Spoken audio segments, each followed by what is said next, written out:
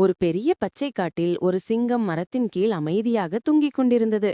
அதன் உடல் தங்கம் போல ஒளிவிட காட்டில் எல்லோரும் அதனை காட்டின் அரசன் என்று அழைத்தார்கள். அந்த நேரத்தில் ஒரு சிறிய எலி அங்கே வந்தது.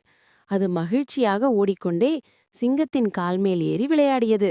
அது சிங்கத்தின் மூக்கின் மேல் ஏறியவுடன் சிங்கம் திடீரென விழித்துக் கொண்டது.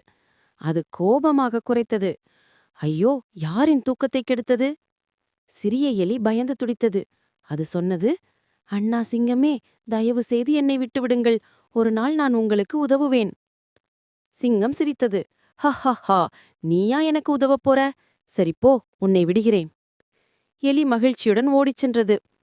சில நாட்களுக்குப் பிறகு ஒரு நாள் சிங்கம் வேட்டைக்காரனின் வலையில் சிக்கிக் கொண்டது. அது பலமாக குரைத்தது. ஆ, யாராவது உதவுங்கள்! அந்த சத்தம் கேட்ட எலி ஓடி வந்தது. அது சொன்னது, அண்ணா சிங்கமே, கவலைப்படாதீங்க, நான் வந்துட்டேன். எலி தனது கூர்மையான பற்களால் வலையை கடித்து வெட்டியது. சில நிமிடங்களில் சிங்கம் விடுதலையாகிவிட்டது. சிங்கம் மகிழ்ச்சியுடன் சொன்னது, சின்னவனாக இருந்தாலும் நீ பெரிய உதவி செய்தாய். எலி சிரித்தது.